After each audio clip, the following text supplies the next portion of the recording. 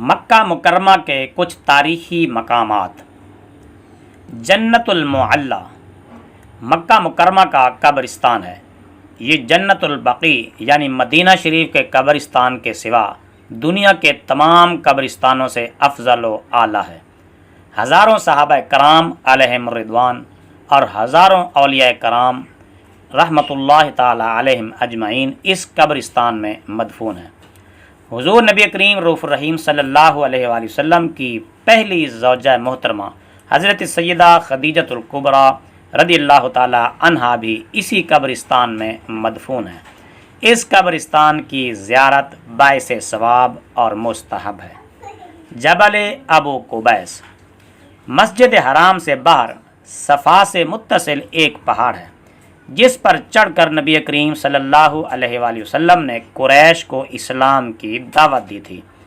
یہاں بنو ہاشم آباد تھے اور اسی پہاڑ کے ایک حصے میں وہ گھاٹی تھی جس میں 3 سال تک حضور نبی کریم صلی اللہ علیہ وآلہ وسلم کے ساتھ بنو ہاشم کا بائیکاٹ ہوا تھا۔ صفا سے ملے ہوئے پہاڑ کے اس حصے میں آج شاہی محل بنا ہوا ہے، جبکہ سامنے والے حصے میں حکومت سعودیہ نے سرنگیں نکالی ہیں۔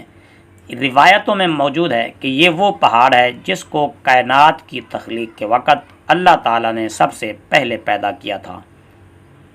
مولد النبی یہ وہ جگہ ہے جہاں حضور اکرم صلی اللہ علیہ وآلہ وسلم کی پیدائش ہوئی۔ صفا مروہ سے باہر والے صحن کے سامنے کے حصے میں جو عمارت اور لائبریری ہے، یہ وہی جگہ ہے جہاں حضور نبی کریم رؤوف الرحیم صلی اللہ علیہ وآلہ وسلم کی پیدائش ہوئی تھی۔ غار حرا اس کو جبل نور اور جبل حرا بھی کہتے ہیں۔ اسی پہاڑ کے اوپر وہ غار ہے جہاں نبی کریم صلی اللہ علیہ وآلہ وسلم اعلان نبوت سے پہلے قیام فرمایا کرتے تھے اور رات کو دن کو بھی عبادت کیا کرتے تھے۔ اسی غار میں حضرت جبریل امین وحی لے کر نازل ہوئے تھے، اور اس غار پر یہ آیتیں بھی لکھی ہوئی ہیں: اقرأ بسم ربک الذی خلق خلق الانسان من علق۔ یہ پہاڑ اپنی مخصوص اور نمایاں شکل کی وجہ سے دور ہی سے پہچانا جاتا ہے کہ یہ جبل نور یا جبل حرا ہے۔